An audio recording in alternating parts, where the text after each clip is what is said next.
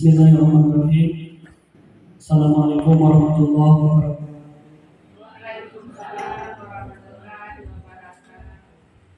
Alhamdulillah, syukur alhamdulillah. Allahumma shalli wa sallim ala sayyidina Muhammadin wa ala alihi.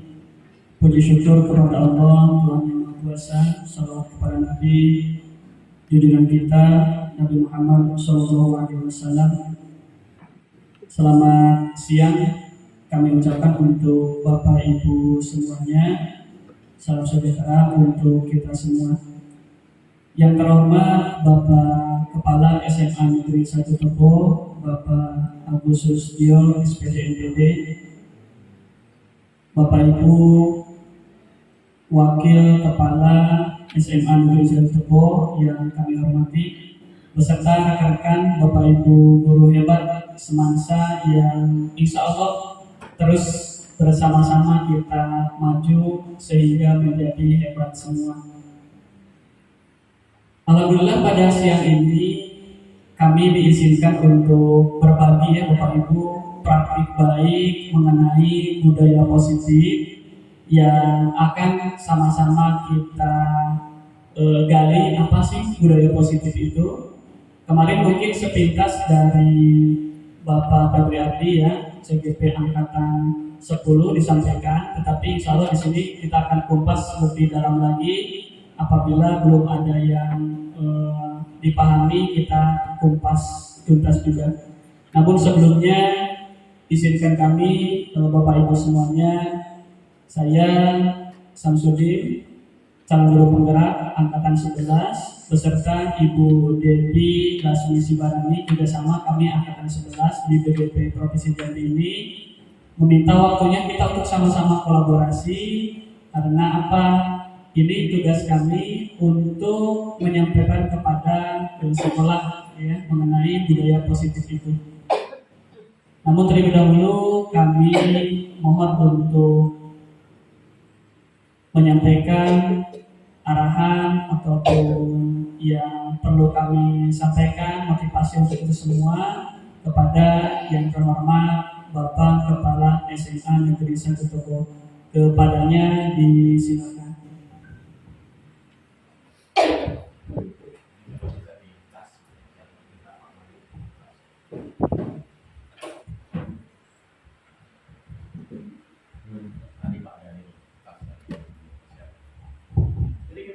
Biasa aja untuk tegangin walaupun di Baik, terima kasih Bapak dan Ibu yang saya hormati. Assalamualaikum warahmatullahi wabarakatuh. Puji dan syukur kehadirat Allah Subhanahu wa Ta'ala, Tuhan yang Maha Esa, yang mana pada pagi menjelang siang hari ini kita masih dapat berkumpul di ruang diseminasi ini dalam keadaan yang sehat dan tidak kurang suatu apapun. Salawat beriring salam senantiasa kita sanjungkan kepada junjungan kita Nabi besar Muhammad Sallallahu Alaihi Wasallam, Nabi yang senantiasa kita nantikan syafaatnya.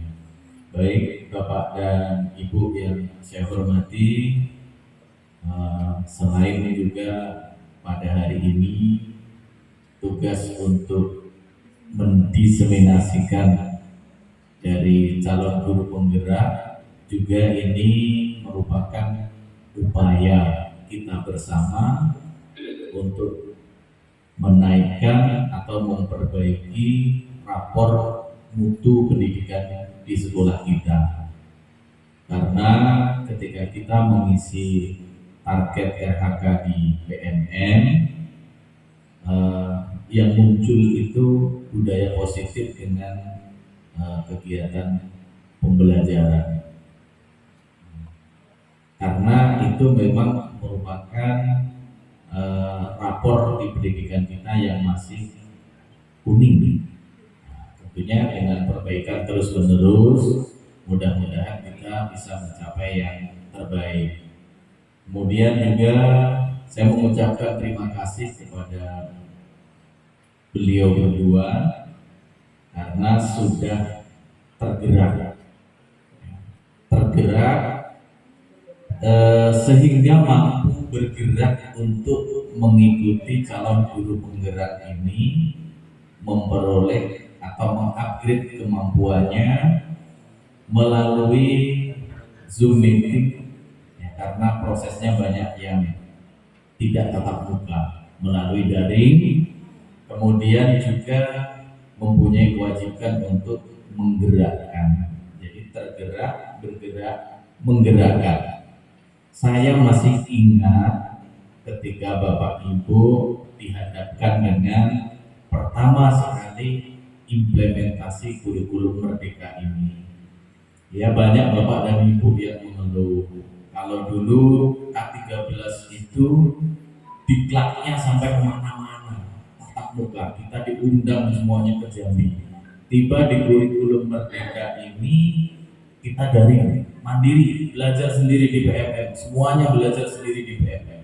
Nah, alhamdulillah dengan adanya calon guru penggerak ini, cukuplah mereka yang belajarnya itu mandiri di PMM dan melalui daring Zoom meeting. Sedangkan dengan kita, beliau yang sudah dapat informasi duluan, diseminasikan kepada kita semua warga sekolah melalui kegiatan BIMTEK, workshop, IHT secara tatap muka seperti yang kita rasakan saat ini. Jadi bukan berarti beliau-beliau ini kaleng-kaleng, tidak Bapak Ibu, karena beliau dengan kesadaran diri tergerak tadi sehingga mau bergerak, berbeda dengan kita yang mempelajari secara mandiri modul-modul di PMM itu karena paksaan. Katakanlah kepala sekolah memaksa kita mempelajari modul itu, hasilnya kurang maksimal. Tapi karena beliau ini dengan kesadaran diri, ya, ingin mengupgrade dirinya melalui wadah calon guru penggerak ini, beliau bisa mendapatkan lebih banyak daripada dipaksa untuk belajar sendiri.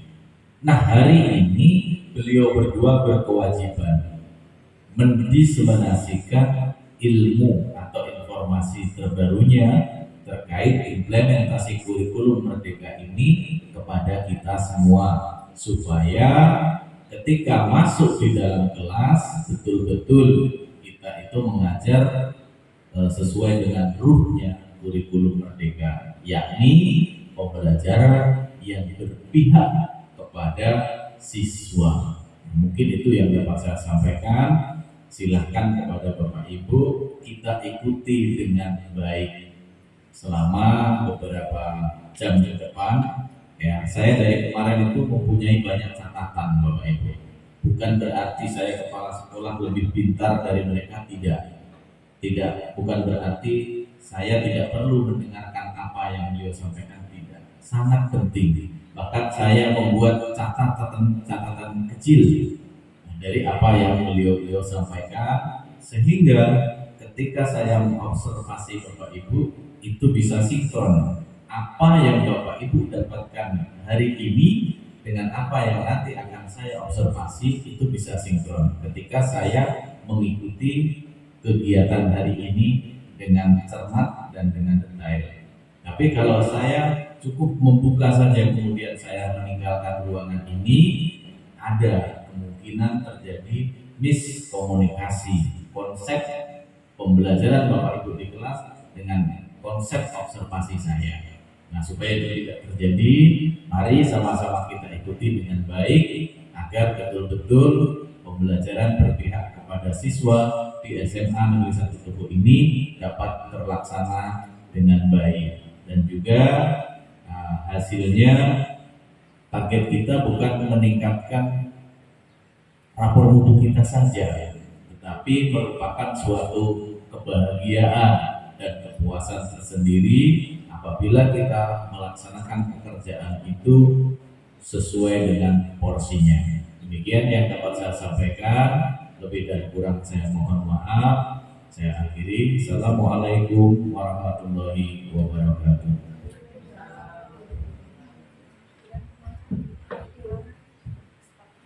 Terima kasih kami sampaikan kepada Bapak Kepala Sekolah yang sudah memotivasi kami, kita semua ya, Bapak Ibu semuanya.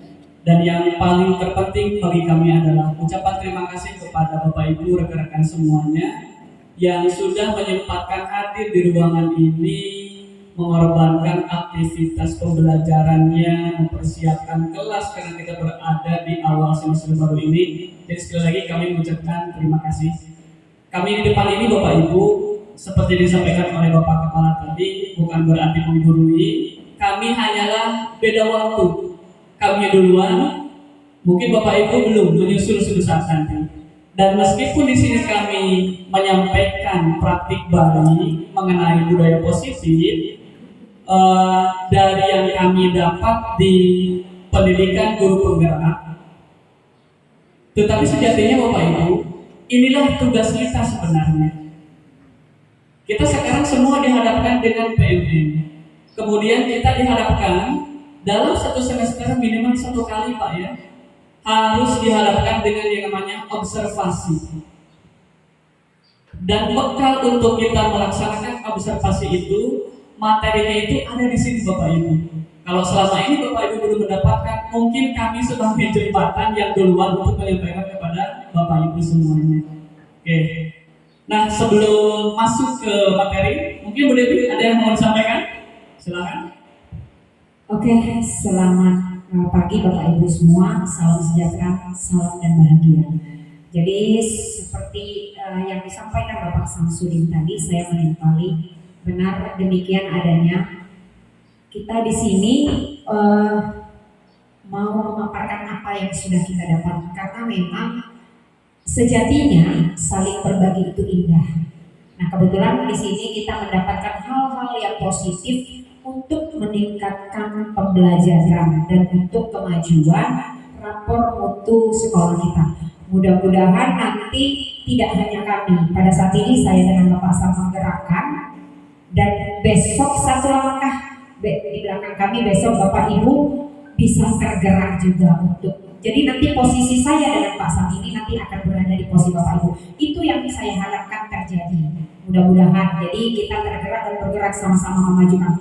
Karena bergerak sendiri itu tidak enak, ya. Jadi kalau kita mampu berkolaborasi, kita pasti maju. Jadi harapan kami dengan adanya kami berdua di sini yang lebih dulu nanti akan memaparkan diseminasi tentang budaya positif yang akan kita terapkan di dalam pembelajaran kelas sekolah, ya, ataupun di dalam kegiatan-kegiatan ekstra lainnya nanti. Ini membawa dampak yang positif. Nah, di sini kami juga berdua sama Bapak Sep masih proses pembelajaran. Jadi jika di dalam penyampaian kami nanti mungkin kurang komplit, public speaking kami juga tidak terlalu bagus, ya mari saling memaklumi karena memang kami masih dalam proses pembelajaran. Lebih dan kurang dari awal sampai akhirnya nanti kami mohon dimaklumi, ya Bapak Ibu.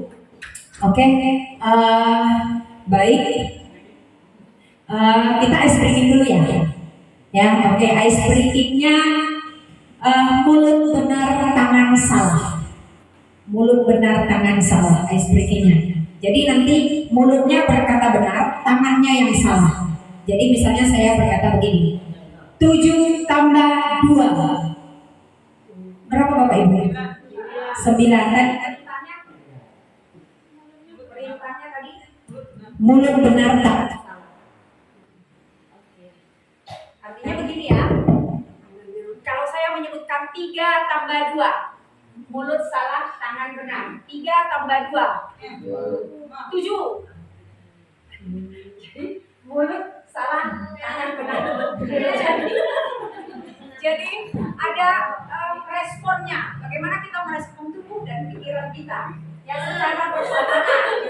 Kadang-kadang ini ada edukasi Bapak Ibu di dalamnya ya. Jadi perintahnya tadi instruksinya saya lihat cara saya. Ya. Oke, mulut benar tangan salah. Jadi mulut benar tangan salah. 3 tambah 2, 5. Mulut benar ya.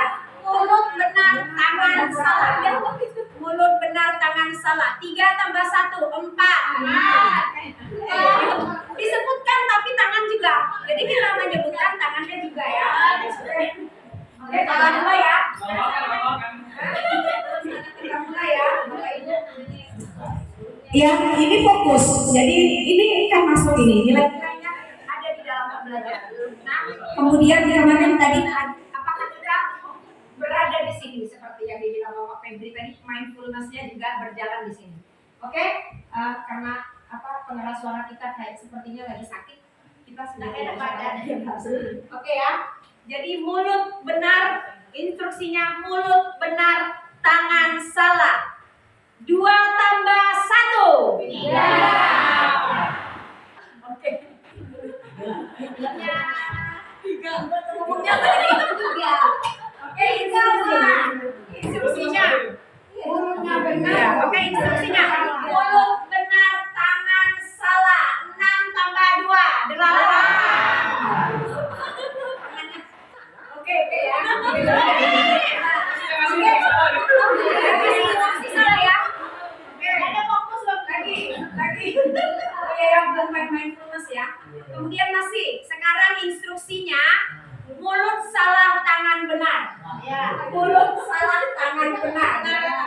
Mulut salah tangan benar. Ingat ya, mulut salah tangan benar. 2 tambah 3, 7.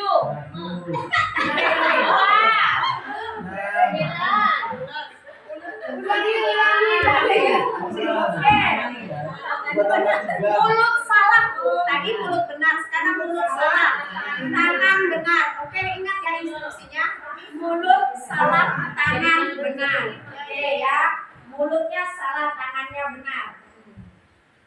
Ini dulu Pak, mulutnya mulut salah, tangan benar. 4 tambah 1.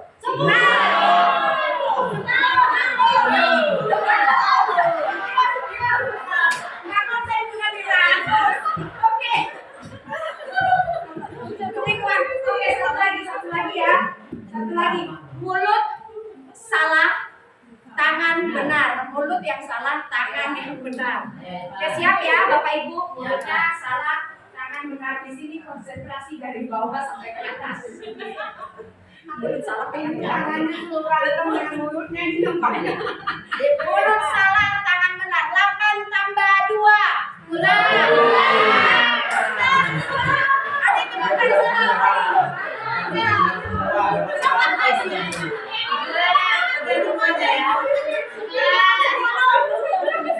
Jadi bilang mulut salah, tangan benar, Pak. Menyebutkannya harus salah. Ya. Gak bisa detail ya. Oke, artinya Bapak sadar ada di sini. Oke, tepuk tangan Bapak Ibu. Oke, lanjut Pak. Dari saya cuma satu ice breaking-nya. Jadi hanya sebatas tebakan saja, tidak kurang gerak. Jadi silakan yang bisa langsung break ya. Tolong siapa yang paling duluan angkat tangan dan menjawab benar. Ada door prize walaupun masih tersembunyi ya. Jadi saya mengasih door prize. Ini siapa yang benar? Oh, jadi cocok untuk pemila itu lah kurang lebih ya inilah gitu ya. Oke, saya berhenti ya. Cuma tuakan saja. Tolong dilanjutkan. Sepandai-pandainya tupai melompat. Sekali jatuh juga. Pasti jatuh. Angkat tangan dulu ya Pak Ibu, silakan. Setelah saya selesai. Sepandai-pandainya tupai melompat. Akhirnya? Ya Bu Yul. Bu Yul? Jatuh juga. Akhirnya terjatuh juga. Ya. Oke Bu Yul, belum tepat Bu. Ayo. Sampai pohon. Sampai pohon juga belum tepat. Bapak kepala. Akhirnya turun juga. Belum tepat juga. Sepandai-pandainya tupai melompat, akhirnya belum tepat juga. Mati. Belum tepat. Mati juga. Belum tepat. Ini gimana? Belum juga. Berhenti. Belum juga. Temannya pohon belum juga. Bagus. Akhir apa nih?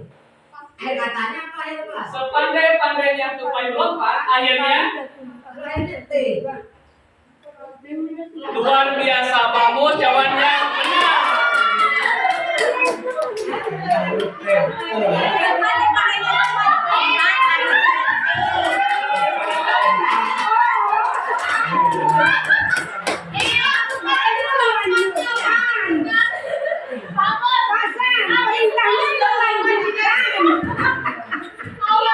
Kita sudah lihat tebak-tebakan lu. Jadi bagaimana cara kita membuat situasi kelas itu pertama-tama sudah disenangi. Aku sudah berimajinasi mana ada yang sudah Nanti kalau dia melompat pasti akan turun. Dia mungkin lompat terus di atas terus gitu. Nggak ada jawaban mati juga. Ya, akhirnya ya. Mati. Selanjutnya Bapak Ibu kita kembali kepada materi tentang budaya positif ini. Di sini kami cuma membutuhkan apa jawaban dari Bapak Ibu rekan-rekan semuanya mengenai ada di sini 4 poin ya. Nanti siapa saja 4-4-nya harus berbeda. Tolong disampaikan kemudian apa sih alasan setuju ataupun tidaknya. Yang pertama di sini ya Bu Devi, apakah Bapak Ibu setuju bila pemberian hukuman itu dapat mendisiplinkan siswa? Silakan dari siapa dulu? Itu pertanyaannya. Saya Tadi kasih Riza. Dari Pak Mus? Ya. Tidak setuju. Alasannya Pak? disiplinnya hanya sebentar, waktu itu saja. Itu dia berubah lagi. Disiplin itu hanya sebentar pada saat itu saja. Setelah Setelah itu berubah lagi ya.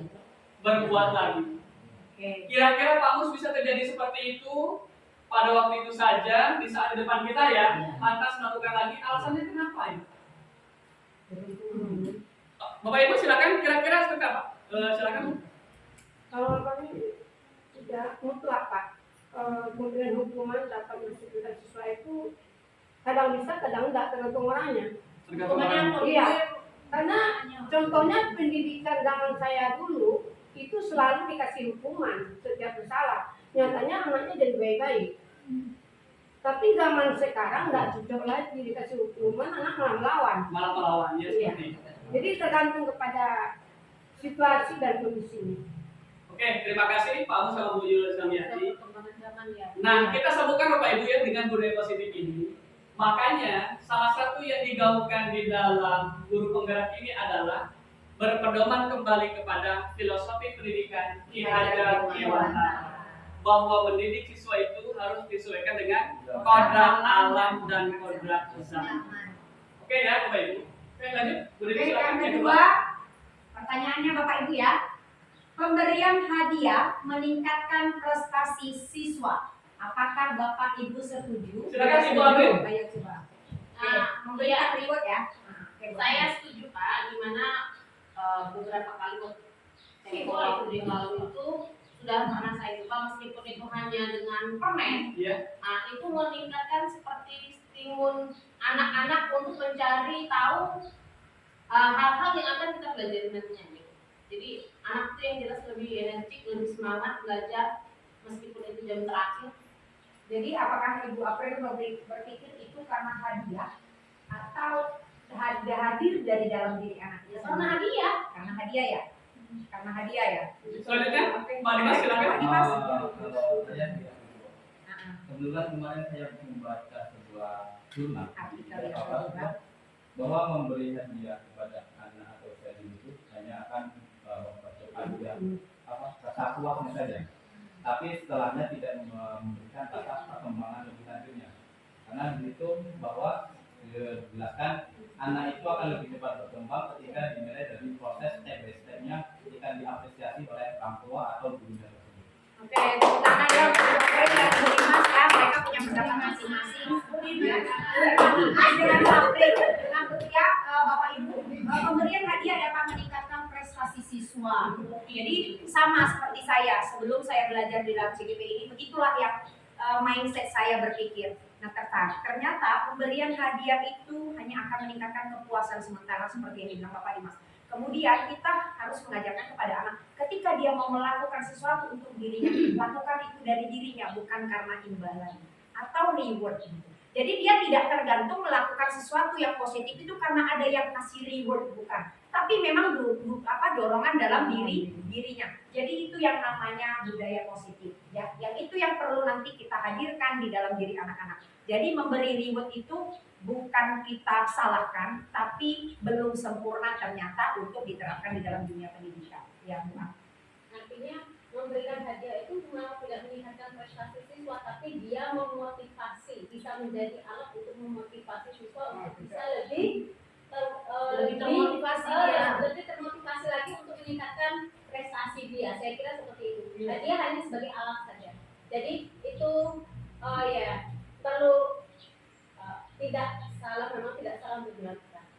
Oke, terima kasih Bu Aam ya. Jadi tadi Bu Aam mengatakan itu hanya kalau misalnya Bu Aam itu seperti yang dibilang Bu Yul mungkin kembali tadi kalau pendapat Bu Aam tergantung situasi.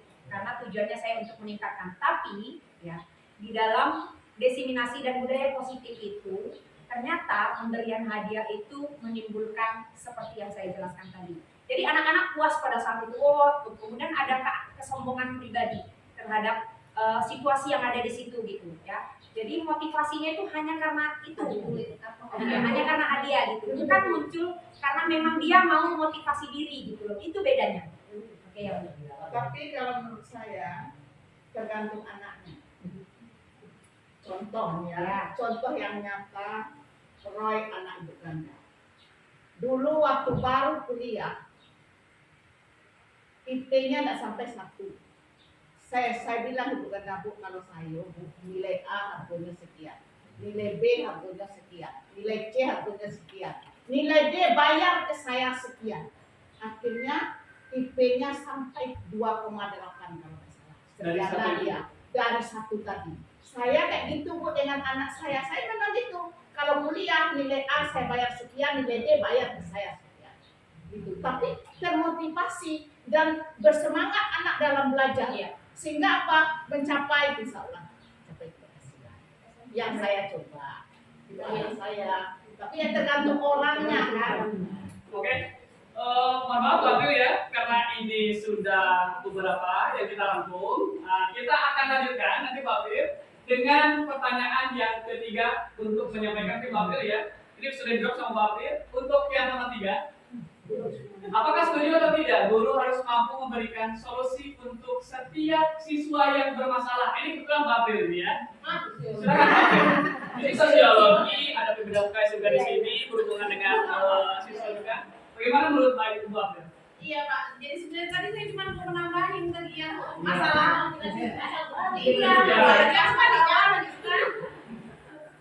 jadi guru harus mampu memberikan solusi untuk setiap siswa yang bermasalah. Jelas.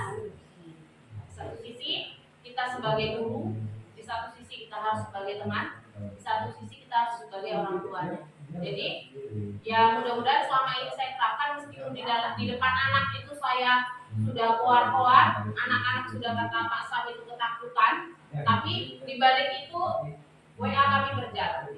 Saya tanya masalahnya apa segala macam. Jadi personal branding itu harus tetap ada gitu Pak. Di depan anak yang lain itu kita harus jual mahal, di depan anak yang lain kita harus marah-marah. Tapi di belakangnya itu kita tanya kenapa kamu tadi depannya. Nah, ya mudah-mudahan selagi masalahnya itu hanya masalah yang hanya membutuhkan solusi, kita kasih solusinya. Tapi kalau membutuhkan uang, kita suruh ke Bu Dewi. Iya. Iya, oh iya Bu Ida, Bu Dewi. Ya, terima kasih. Dan seperti Bu Dewi, saya karena dekat sebelah sini, ada mendengar bisikan dari sebelah saya, kayaknya Bapak Setio. Bagaimana menurut Pak Setio itu seperti apa? Cocok atau tidak Pak? Kita di sini sharing berpendapat, nanti di ujung ada penyampaian mana sebenarnya yang tepat untuk kita. Guru harus mampu memberikan solusi untuk setiap siswa yang bermasalah. Kalau menurut saya, guru itu bukan memberikan solusi, tetapi mendorong siswa untuk mencari solusinya sendiri. Sudah Pak? Terima kasih. Dua-duanya kita rangkum dan akan ada di ujung nanti. Ya, lanjut Bu Dewi ke Oke, yang nomor 4 Bapak Ibu. Ya, kalau setuju disebutkan setuju ya, kemudian pendapatnya. Guru berperan sebagai teman bagi siswa. Kebetulan kita mengajar SMA nih. Setuju ya? Ya, setuju ya? Baik. Sepertinya tidak ada yang tidak setuju. Ya, iya. Karena kalau kita berperan sebagai teman itu kayaknya istilah sekarang ada menyatakan saya satu frekuensi. Ya, frekuensi ya. Oke, lanjut. Nah, jadi selama ini kalau kita masih berpikir Bapak Ibu, apa sih budaya positif itu? Nah, dari sini nanti kita bisa berpikir apakah reward, kemudian hadiah yang kita kasih ke anak itu termasuk budaya positif atau tidak. Nah, jadi seperti yang disampaikan sini bahwa budaya positif itu adalah perwujudan dari nilai-nilai atau keyakinan universal yang diterapkan di sekolah. Jadi kembali lagi kepada keyakinan. Sebelumnya sudah disampaikan ada mengenai apa tadi berarti dengan Bapak Wibrati? Mengenai keyakinan kelas. Ada kesepakatan kelas, ada keyakinan kelas. Itu seperti itu. Oke, selanjutnya. Nah, di sini di dalam budaya positif itu banyak sekali Bapak Ibu ya. Ada yang pertama disiplin positif, kemudian motivasi perilaku manusia. Apakah tadi hadiah itu termasuk motivasi atau tidak? Ya. Nah, kemudian apakah keyakinan kelas ya di sini adalah sebenarnya keyakinan kelas atau keyakinan sekolah yang sebelumnya sudah kita ya. Kemudian mengenai kebutuhan dasar manusia, kemudian mengenai posisi kontrol seorang guru itu sebagai apa? Tadi dikatakan setuju nggak kalau guru itu sebagai teman? Ya. Nah, kemudian terakhir adalah diakhiri dengan yang namanya segitiga restitusi. Sebelumnya ya. Kita dengan Pak Febri ya sebelumnya kita sudah pernah menerapkan mempercontohkan bagaimana kalau dihadapkan pada sebuah masalah kemudian pemecahan masalahnya kita gunakan segitiga restitusi. Itu satu permasalahan. Ada yang saya dengan Dian menjadi pelaku yang pelaku pemeran. Jangan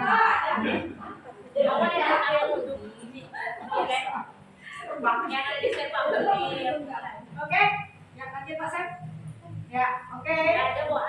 Jadi ada permainan lagi Bapak Ibu ya. Coba kita permainan lagi Bapak Ibu. Jadi di sini ada berpasangan. Bapak Ibu harus melakukan kegiatan. Cobalah buka. Tapi lanjutkan ya baca, tidak berpikir depan mata. Cobalah buka di sini ya. Nah, Bukanya tangannya lebih buka ya, bukan lain meskipun nanti berpasangan. Bapak boleh ya berpasangan ya. Boleh ya. Anda adalah A. Tugas Anda adalah mengepalkan salah satu tangan Anda. Jadi salah satu ya Bapak Ibu ya. Jadi silakan bawa boleh kanan, boleh kiri. Jadi Bapak mau tahu. Coba Anda bayangkan bahwa Anda menyimpan sesuatu yang sangat berharga di dalam kepalan tangan kita Bapak Ibu ya. Kita kembangkan, kita menyimpan sesuatu yang berharga di kepalan kita. Nanti kawannya buka. Kemudian kita harus menjaga benda atau apa yang berada di sini dengan sekuat tenaga. Karena saking pentingnya dalam kehidupan kita. Nah, selanjutnya rekan kita yang sebelah itu sebagai orang yang punya tugas B. Nah, tugas B itu adalah bagaimana mencoba dengan segala cara. Boleh dengan paksaan, boleh dengan rayuan, boleh dengan bisikan. Bagaimana caranya yang dipertahankan oleh teman kita yang ada di kisah pramuka. Dibujuk boleh, dihardik juga boleh, tarik-tarik juga boleh, diintimidasi juga boleh, dimarahi juga boleh, digoda, dikritik juga boleh ya. Pilihan. Kasih garam. Kita mulai ya. Ada pasangannya di belakang, ada pasangannya. Enak banget. Intimidasi baru baby. Mulai berdua. Silakan Bapak Ibu, kita bayangkan siapa yang berperan sebagai A, siapa yang berperan sebagai B. Aku B.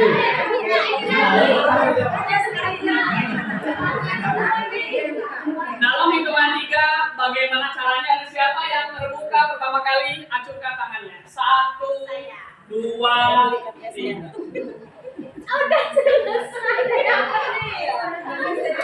Pasrah itu.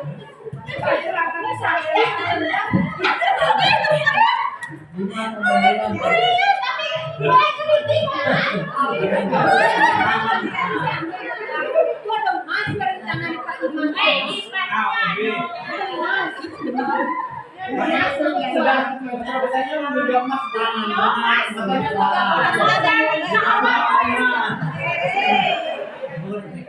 Itu bonek udah terbuka tadi. Sakit terlalu. Tidak boleh Bu. Semua alasan yang kita pertahankan ada yang bisa ada yang tidak. Itulah sebenarnya kenyataan sebenarnya ya Pak. Sudah berani sudah? Saya tahu berani ya. Ketika saya menggelitik tangannya Pak Dimas, kemudian sedikit terbuka di sini. Pas mau saya buka, ada yang menancap ke jari saya. Punya panjang. Dan kalau kita maknai, berarti harus ada fondasi benteng untuk mempertahankan apa yang kita genggam. Salah satunya adalah kuku. Dalam hidup banyak. Ada yang pakai sapam, ada yang pakai pagar kawat, ada yang pakai setrum, ada yang pakai CCTV. Begitu juga bagaimana mempertahankan harga diri, karena anak kita Bapak Ibu sangat berharga. Itu seperti itu. Oke, lanjut. Lanjut ya. Lanjut ya Bapak Ibu. Ya. Oke Bapak Ibu, kita bisa sama-sama lihat di sini. Pergeseran paradigma teori kontrol ini menurut Dr. William Glasser, bukan menurut saya dengan Pak Sam. Artinya ini sudah dipublikasikan ya, yaitu yang pertama ilustrasi guru mengontrol murid. Nanti penjelasan lebih lanjut akan kita lihat satu persatu. Kemudian yang kedua ilustrasi bahwa semua penguatan positif ya efektif dan bermanfaat ya. Kemudian yang berikutnya adalah ilusi bahwa kritik dan membuat orang merasa bersalah dapat menguatkan karakter ya. Ilusi bahwa kritik dan membuat orang merasa bersalah dapat menguatkan karakter. Kemudian ilusi bahwa orang dewasa memiliki hak untuk memaksa. Sambungkan dengan apa yang kita lakukan sebelumnya tadi. Apa yang kita lakukan sebelumnya, apa yang kita pelajari tadi, atau apa yang belum, ya, atau yang sudah. Ada kadang kita membuat ini ya. Guru kembali ke aturan pertama. Guru selalu benar. Apabila itu salah, Ilusi bahwa orang dewasa memiliki hak untuk memaksa. Ya, oke lanjut Pak Sen. Oke, kemudian ini bagaimana seseorang bisa merubah dari paradigma stimulus ya respon kepada pendekatan teori kontrol tadi, yaitu stimulus respon dan teori kontrol. Nah, di stimulus respon itu dikatakan bahwa realitas atau kebutuhan kita sama. Itu kalau di stimulus respon. Nah, sementara teori kontrol mengatakan realitas kebutuhan kita berbeda. Ya. Nah, kemudian lagi yang kedua, semua orang melihat hal yang sama. Ini stimulus respon. Nah, jika teori kontrol mengatakan setiap orang memiliki gambaran yang berbeda-beda. Ya, yang berikutnya kita mencoba mengubah orang agar berpandangan sama dengan kita.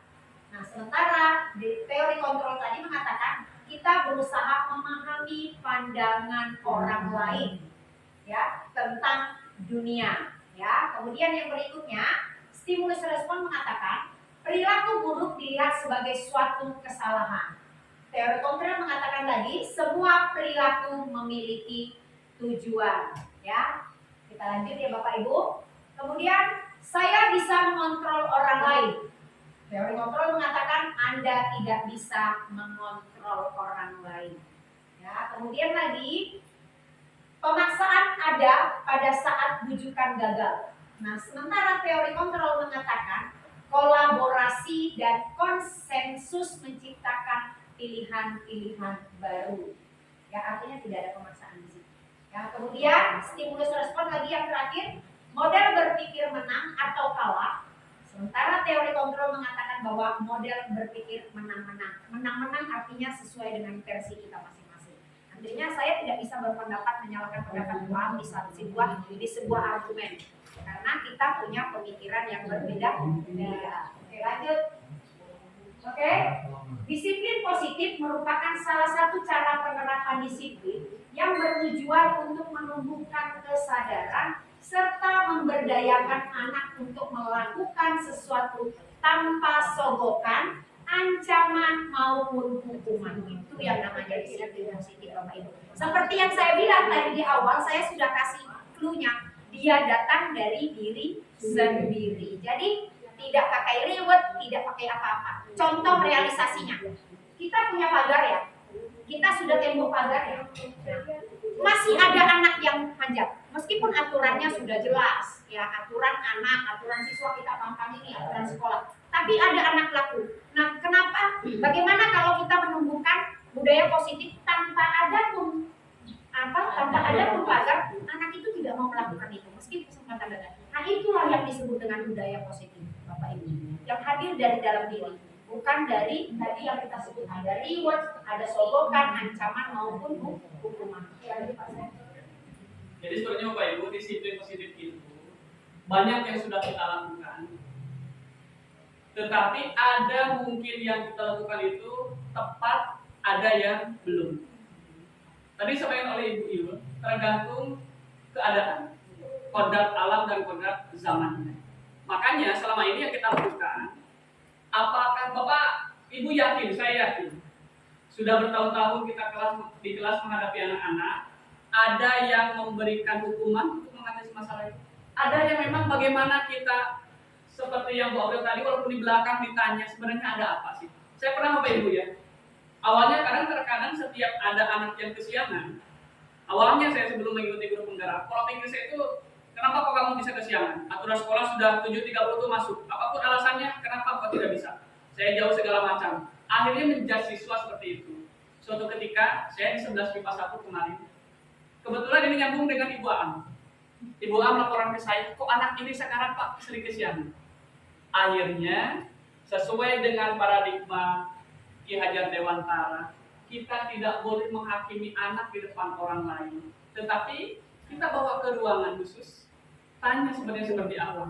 Mungkin ketika kita bawa ke ruangan guru seperti sampai kalau Pak Febri kemarin, yang harusnya satu guru bermasalah dengan satu siswa, datang guru yang ini, akhirnya nyampaikan juga, datang guru yang nyampaikan juga, sehingga anak yang tadinya dia mau terbuka, mau mengakui kesalahannya, mau sadar, akhirnya dia tidak mau terbuka. Itu seperti Bapak Ibu. Dan di ajaran agama kita, ketika ada suatu aib atau masalah, kewajiban kita apa, Bu Namira? Iya, menutupi, tidak membuka aib di depan orang. Ketika ada masalah, kita bawa ke tempat khusus, cari apa sih penyebab dari masalah tersebut. Sebaliknya, kata Imam Syafi'i, ketika kita menjudge orang, menghakimi keburukan orang di depan orang banyak, sebenarnya adalah itu bukan orang yang sayang terhadap dia, tetapi itulah orang yang benci terhadapnya. Tetapi orang yang sayang terhadapnya, ketika ada keburukan, dia akan mengajak sembunyi-sembunyi, menanyakan apa sih penyebab keburukan tersebut. Itu seperti itu Bapak Ibu semuanya. Jadi kembali ke kisah nyata tadi, Bu A menyampaikan anaknya sedikit kesiangannya, saya panggil ke ruang lab TIK berdua. Ternyata setelah saya cari, dia curhat mengenai di rumahnya ada bapak tiri. Ada bapak tirinya, motornya cuma satu, dia punya adik tiri. Saya sudah siap Pak, sebelum waktunya untuk berangkat ke sekolah. Tetapi tugas saya ditugaskan oleh bapak tiri itu, bagaimana adik saya yang satu orang cowok ini juga terantar sampai ke sekolah dengan satu motor itu. Sehingga ketika saya akhirnya sering kesiangan, karena apa? Orang tua saya itu sekarang berada di seberang, sehingga anak yang satu orang cowok tadi, adiknya merasa bebas tanpa ada pantauan dari orang tuanya, sehingga tidurnya siang Pak katanya, tidurnya lambat bangunnya siang, tidurnya lambat bangunnya siang. Saya sudah siang, adik saya belum Pak. Saya mau berangkat duluan, nanti kalau adik saya tidak sekolah, dia kalau mantu bapak saya bagaimana Pak? Katanya saya takut. Nah seperti itu. Hanya di sana saya kasih solusi, sampaikanlah dengan cara yang baik-baik ke adik.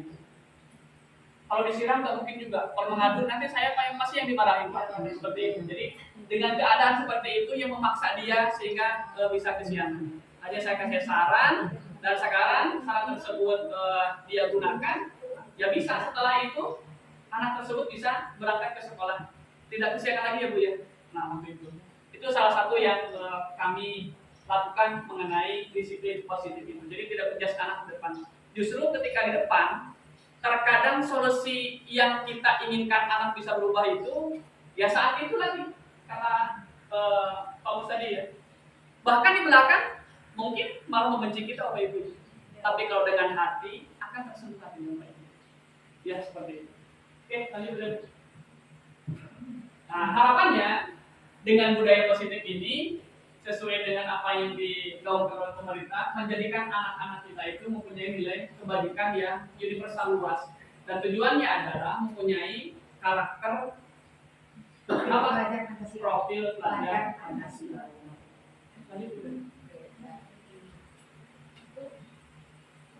Nah ini, silakan lanjut mengenai motivasi perilaku manusia macam-macam.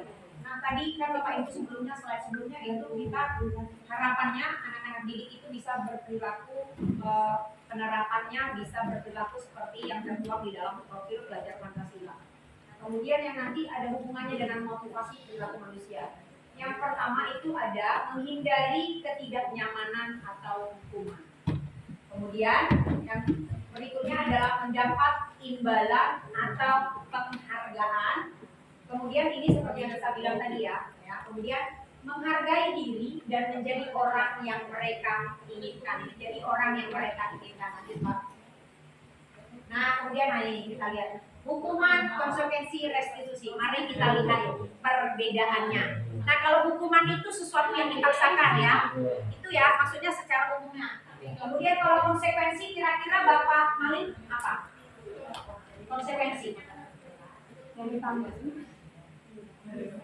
Dampak dari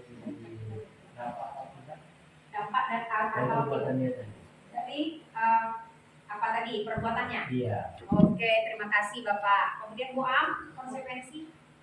Kira-kira apa yang konsekuensi itu? Konsekuensi.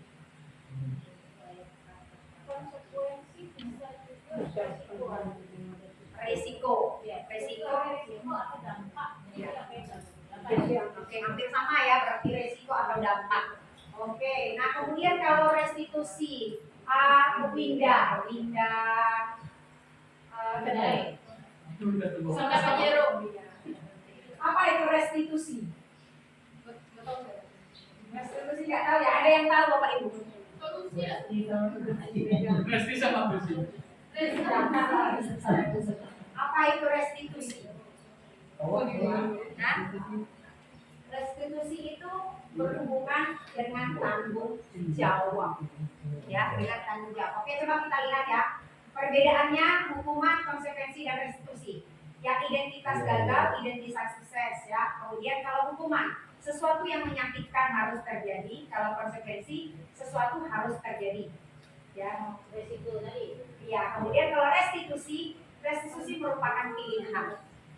Ya, kemudian ya, pilihan. Nah, kemudian tidak nyaman di hukuman tadi, tidak nyaman untuk murid atau anak untuk jangka waktu panjang. Nah, di konsekuensi tidak nyaman untuk murid atau anak untuk jangka waktu pendek. Nah, kalau restitusi menguatkan untuk murid dan anak dalam jangka waktu panjang. Jadi kita coba melihat perbedaan ketiganya, ya.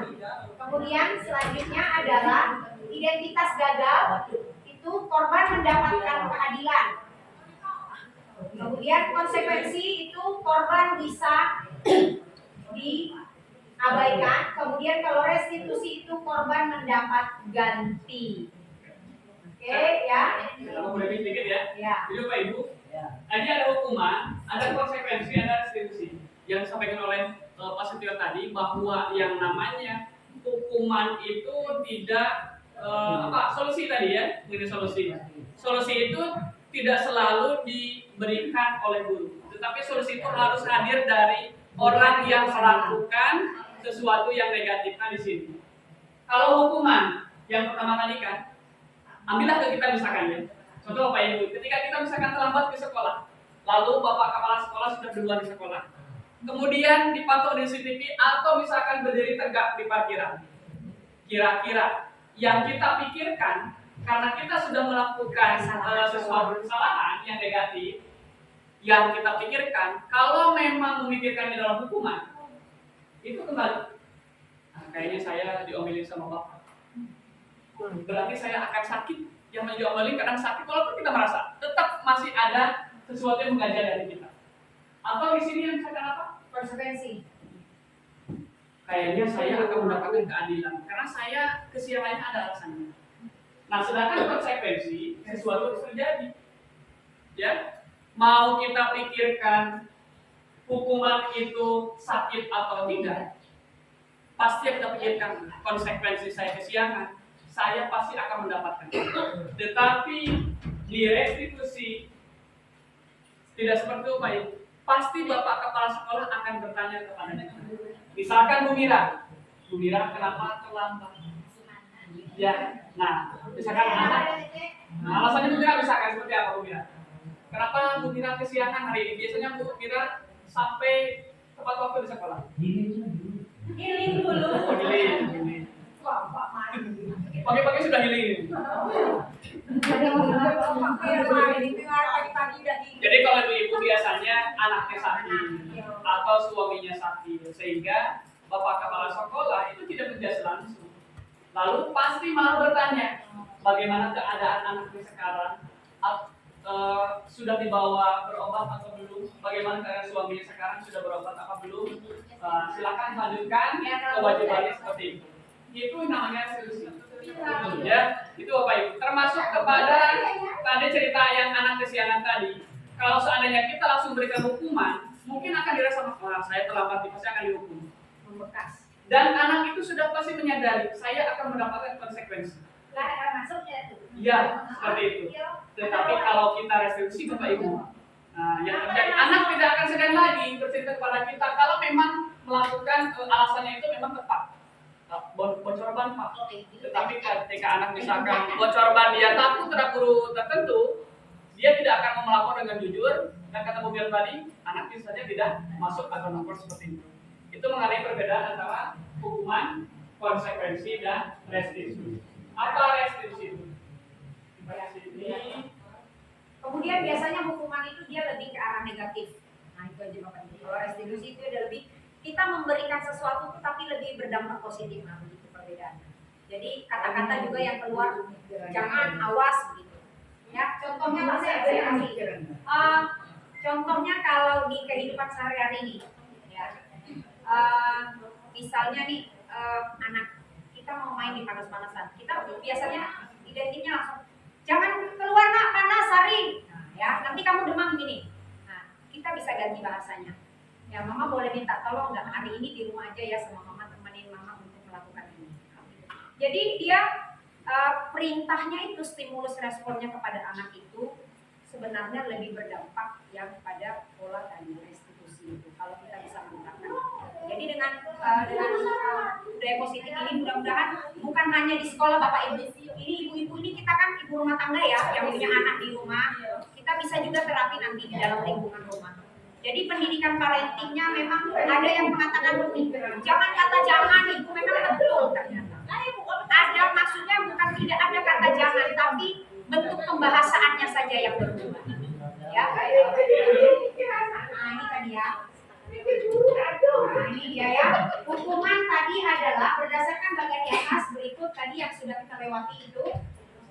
Apa itu hukuman, konsekuensi, dan restitusi? Hukuman itu adalah tidak terencana, bersifat sementara, bisa mencabut fisikis atau kata-kata kasar. Nah ini biasanya kita kenapa merasa menang melakukan Bapak Ibu? Kalau hukuman saya tanya, kenapa biasa tadi kan ada hubungannya merasa menang melakukannya itu? Ini bisa nggak merasa puas kalau kita sudah misalnya push up, saya juga melakukan itu. Makanya saya bilang tadi sebelum pola pikir saya di pendidikan guru penggerak ini diketok. Nah itu saya lakukan memang. Nah ketika anak itu push up ada, wah saya berhasil nih menghukum anak ini memberikan efek jerah. Itu kan yang kita pikirkan, ternyata itu bersifat satu arah. Sementara ya profil pembelajaran Merdeka Belajar itu adalah pembelajaran harus berpusat pada murid. Jadi segala kegiatan baik itu yang berbau sanksi atau apapun itu tetap harus berpusat pada murid. Nah, kemudian konsekuensi bersifat terencana sudah disepakati dengan bentuk konsekuensi dibuat oleh pihak guru sekolah. Ini aturan. Jadi tetap, jadi yang pertama tadi berpusat pada guru, senternya guru.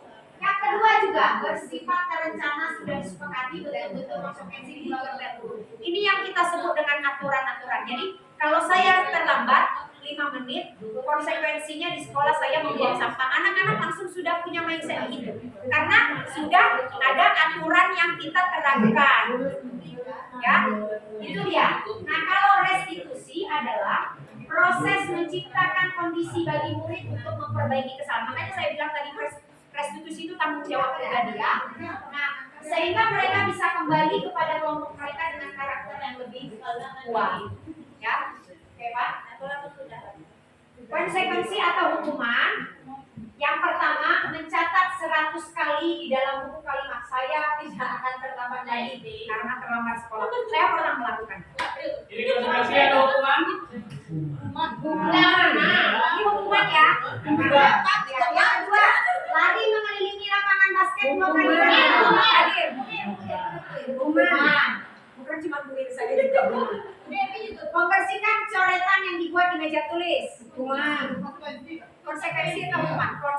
Jadi konsekuensi ya. Ini tertuang ya di aturan.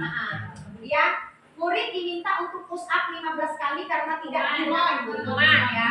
Kadang ada yang 15 kali, ada yang 30 menit, ada yang Nah, kemudian lagi berdiri di depan kelas sambil mengangkat kaki sama tangan karena tidak bisa menjawab pertanyaan hukuman. Ya, membersihkan WC karena merusak pensil hukuman yang buat beliau membersihkan WC. Kemudian lari keliling lapangan karena terlambat 10 menit saat pembelajaran PJOK ya Bapak Dimas ya. Kebetulan saya tidak pernah melakukan. Oke. Kemudian nah ini dia kalau bagaimana anak-anak didik kita kalau dihukum oleh penghargaan. Nah ini tadi yang kita bilang tadi ya reward tadi. Pengaruh jangka pendek dan jangka panjang. Kemudian penghargaan tidak efektif Bapak Ibu. Kemudian penghargaan merusak hubungan. Besok-besok Bapak Ibu tidak sanggup lagi memberikan sesuatu, Bapak tidak akan dilihat lagi. Kemudian penghargaan mengurangi ketepatan, artinya tidak tepat. Kemudian penghargaan mengurangi kualitas. Kemudian penghargaan mematikan kreativitas. Kemudian penghargaan itu menghukum sebenarnya.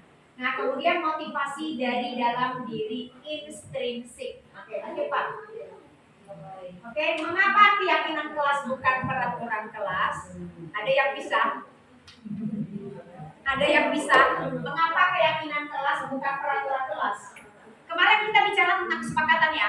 Nah, kalau yang saya pahami selama saya pendidikan CGP ini, kesepakatan itu menghadirkan keyakinan. Kesepakatan menghadirkan keyakinan. Misalnya gini, kita sepakat untuk membuang sampah pada tempat dengan keyakinan akan menjadi lingkungan menjadi bersih. Kita sepakat untuk mengadakan literasi misalnya jam 7:10 ya, itu sepakat misalnya anak-anak. Dengan keyakinan literasi akan berjalan menyeluruh. Jadi tidak hanya terfokus pada. Jadi kesepakatan itu menghadirkan keyakinan. Nah, Istirahat sebelum sholat zuhur. Iya.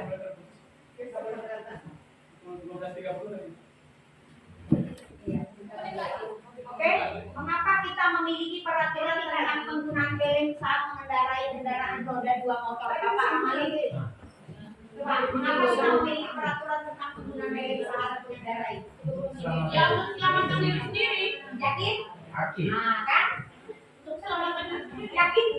Yang kira keselamatan dompet dari Yakin ya? Nah, yang kedua, mengapa kita memiliki peraturan tentang penggunaan masker dan mencuci tangan setiap saat Ibu Sumi? Ya, mengapa kita memiliki peraturan tentang penggunaan masker dan mencuci tangan itu? Nah, keyakinannya supaya apa? Ya, supaya sehat bersih kita Bersih, jaga jaga kita ya betul. bersih ya. Oke, nanti masih lagi. Yuk. Jadi seperti yang sudah ditanyakan tadi Bapak Ibu ya. Jadi kita tahu ternyata berbeda mengenai kesepakatan dan keyakinan itu. Jadi di kesepakatan itu akan menghadirkan keyakinan seperti itu. Keyakinan kelas dibuat berdasarkan kesepakatan antara guru dan siswa bersifat universal. Itu mengenai keyakinan kelas. Tetapi kalau peraturan biasanya dibuat oleh guru bersifat satu arah. Nah, di sini yang membedakan antara peraturan dan keyakinan. Kalau keyakinan itu kan disepakati bersama-sama sehingga muncul keyakinan dari setiap siswa, bahkan kita guru juga. Ketika kita memberikan kesepakatan terhadap anak meyakini, kita juga akan meyakini Pak Ibu ya. Dilanjutkan. Kemarin sudah ya? Untuk membuat prosedur pembentukan keyakinan sekolah atau kelas. Ya, sudah ya. Inilah 5 posisi kontrol guru yang seperti disampaikan. Yang pertama, guru itu bisa sebagai penghukum, bisa sebagai pembuat merasa bersalah, kemudian bisa sebagai teman, tadi disampaikan ya, bisa sebagai pemantau, dan juga bisa sebagai manajer. Dari 5 posisi kontrol ini, mana yang memang sebaiknya kita harus lakukan untuk menghasilkan budaya positif di sekolah? Buat rasa bersalah. Manajer. Manajer ya? Ini kontrol posisi guru sebagai manajer. Ya. Manajer atasan berarti ya. Pokoknya atasan ya. Apakah boleh menjadi penghukum? Enggak. Tidak boleh. Boleh menjadi pembuat merasa bersalah dengan usaha kok? Puas. Kamu usaha? Tadi Tidak. yang kita contoh. Apakah bisa guru sebagai teman? Bisa. Bisa. Apakah guru itu bisa sebagai pemantau? Bisa. Bisa. Manajer kan Sebagai manajer? bisa. Bisa sebagai manajer, sebagai pemimpin pembelajaran. Tetapi untuknya lebihnya lagi yang tidak bisa diatasi oleh guru, maka selanjutnya manajer terakhir adalah kepala sekolah.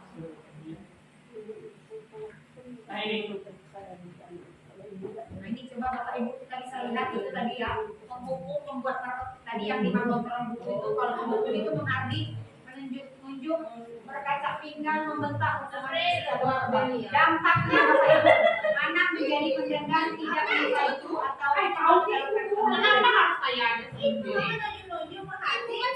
nah kemudian Saya tidak suka. saya coba ilustrasikan yang pertama Bapak Ibu.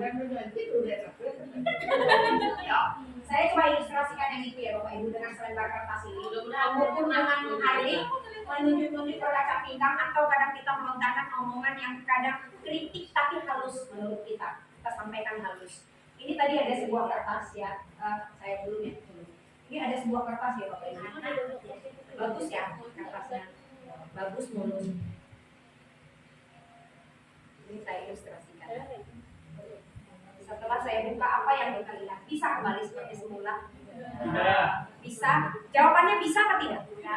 Tadi saya menunjukkan Bisa. kertas. Ini tidak utuh lagi. Bisa kembali seperti semula Bapak Ibu. Tapi kita coba melihat di kertas itu sudah memiliki kerutan atau goresan. Nah itu tadi yang disebut tadi, anak menjadi pendendam, tidak menyukai guru atau makan. Dengan ilustrasi sebuah dan selembar kertas ini kita bisa membuka pola pikir kita. Oh ini ternyata yang terjadi. Kadang-kadang kita mau ngomong pedes ya. Kita sangka omongan kita tuh nanti membuat efek jerah. Ternyata ini. Ya, karena ke hatinya terjadilah anak menjadi pendendam.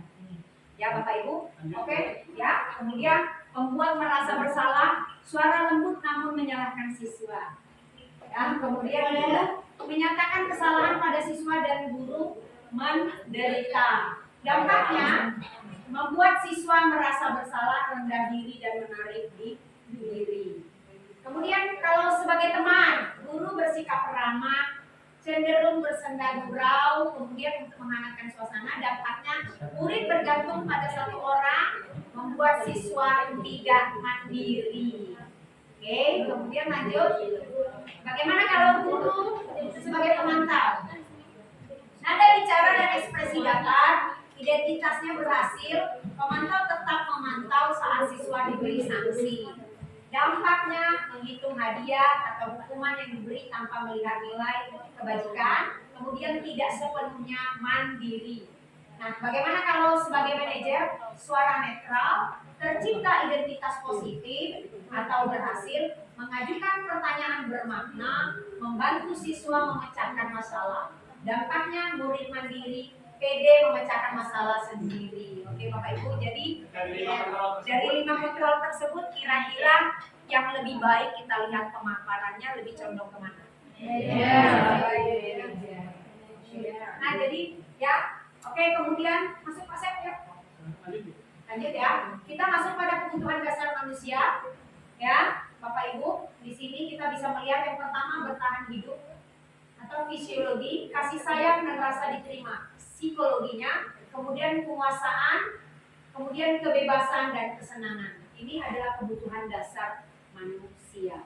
Lanjut ya, contohnya ini aku senang main kejar-kejaran dengan ibu guru, seru. Kemudian Senang main tadi ya, poli ya, basket. Ibu kejar aku karena ibu guru sayang aku ya.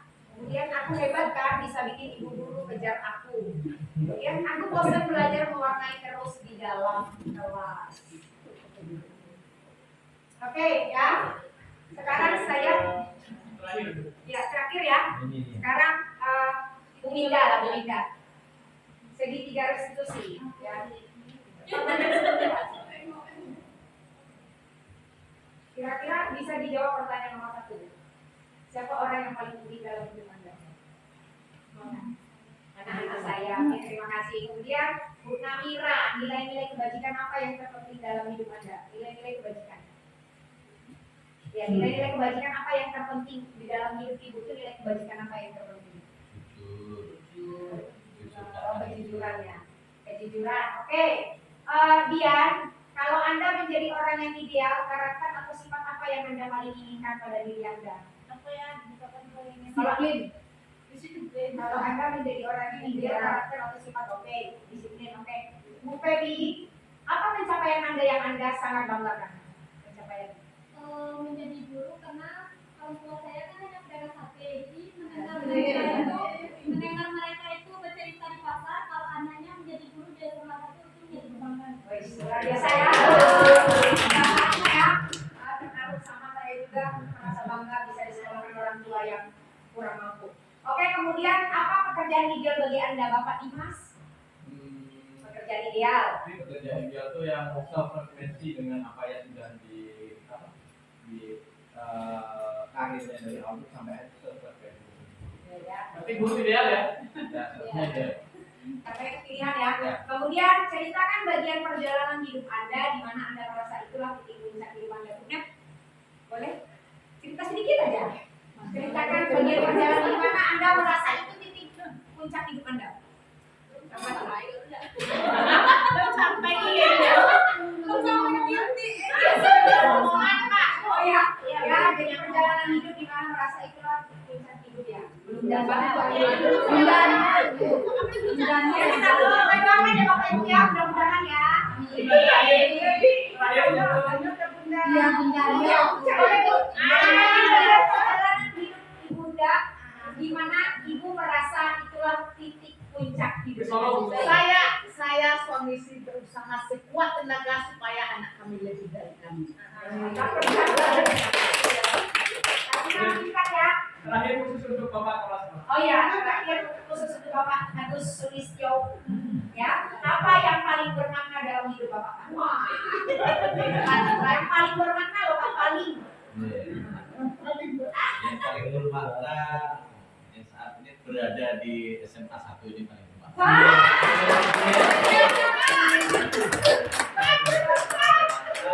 Berada dalam lingkungan guru-guru yang hebat, guru-guru yang sangat bermotivasi tinggi untuk mengupgrade pengetahuannya. Itu yang merupakan Semangat. Oke, semangat kita ya Bapak Ibu. Lanjutkan.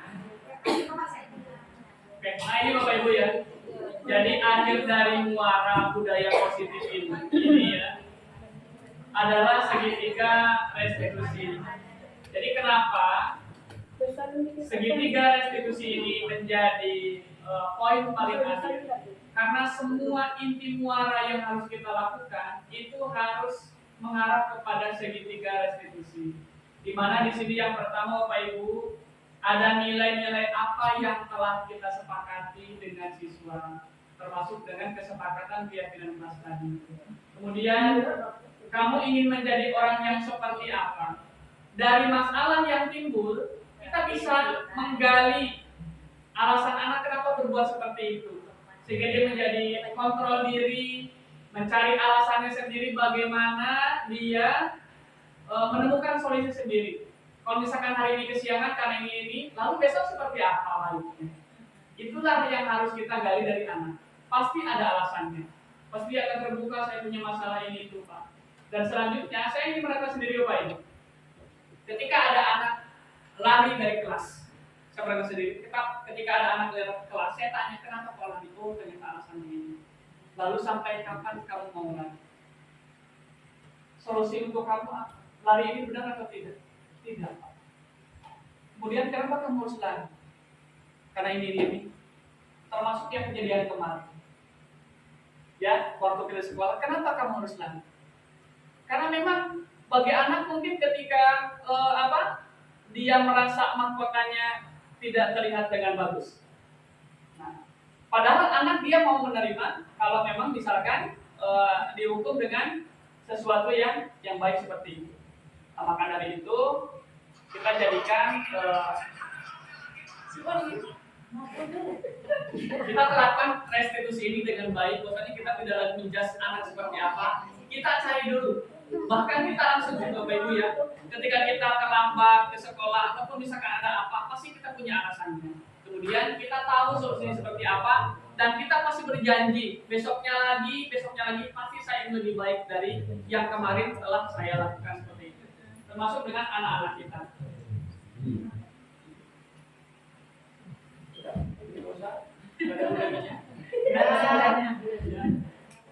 Pening guru bikin anak sekarang.